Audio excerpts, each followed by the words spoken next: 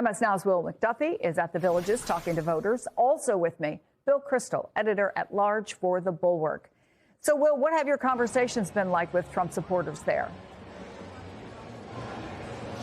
Well, Chris, we're clearly here with part of that 34% because there's a lot of enthusiasm here. I mean, the crowd here is probably going to number in the thousands when it's all said and done. The line snaked throughout the neighborhood, people waiting in the heat. And we went up and down that line and talked to some of his staunchest supporters.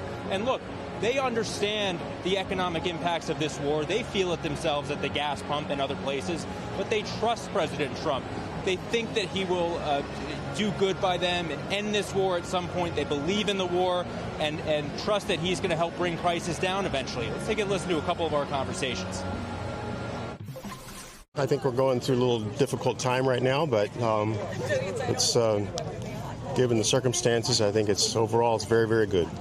Are you paying more at the pump? Well, sure, but it's for a good reason. It's a small price to pay to protect the world. Would I like to see gas prices come down? Absolutely. I thought they would have been down more by now. I'm not blaming Trump. I'm blaming the government in general because, again, they do fight him tooth and nail and everything. And Chris, Trump here is going to try to hammer home some of the positive economic policies that he can tout to voters, including a senior tax deduction for senior citizens that went into effect this year for the first time. He's going to try to tout that today on stage. Obviously, as you said, he's targeting the largest retirement community in the U.S. Chris. Thanks so much for that. Appreciate it. So, Bill, look, retirement community, we know how reliable older voters are, so there's that. But obviously, you're looking at supporters. Those are the folks who live there. They voted for Donald Trump 3 times, and at least the folks who are showing up for his rally are planning to rally behind him. So if the most important thing that a president has is his time, why spend time there essentially preaching to the converted? Yeah, I think the Villages was about 2-1 for Trump last time, but it's a pretty upper middle class retirement community. I think it's fair to say not hugely wealthy, but not people who are struggling. You know, I looked at the numbers quickly before coming on with you, and income's above average, which is unusual for retirees whose income presumably drops some, right? And households are cost $400,000. The houses cost $400,000 each. So it's a nice retirement community.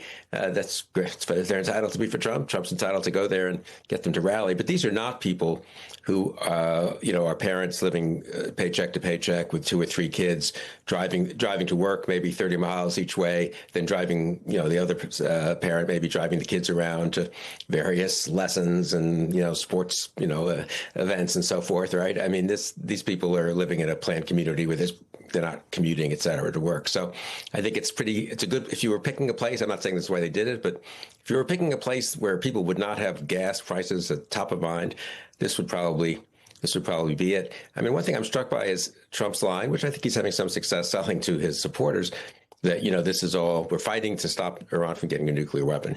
Obviously, administrations of both parties have been committed to that and have taken different approaches.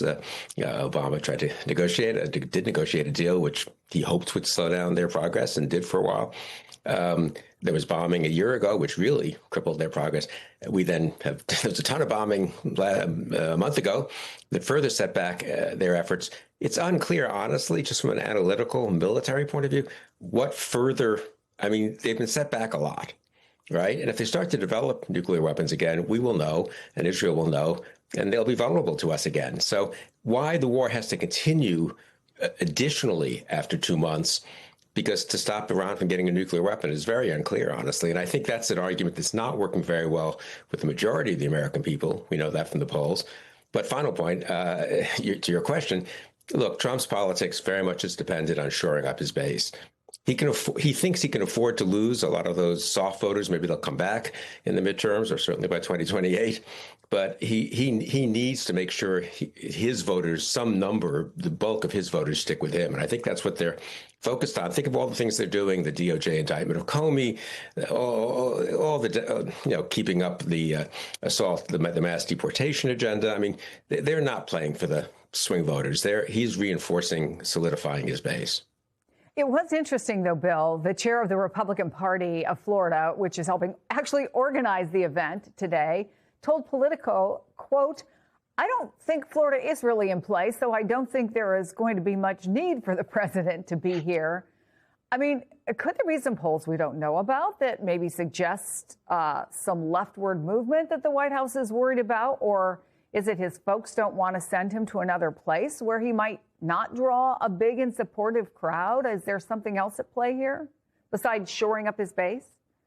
Yeah, I think a couple. I mean, both those could be true, right? I mean, that he's shoring up his base, but maybe they're a little nervous. There are plenty of congressional seats in Florida that could go one way or the other. This redistricting actually might make it a little tricky. I mean, the Republicans may pick up seats, but on the other hand, they're putting up 2 or 3 probably into play because of the way they're going to redraw the lines.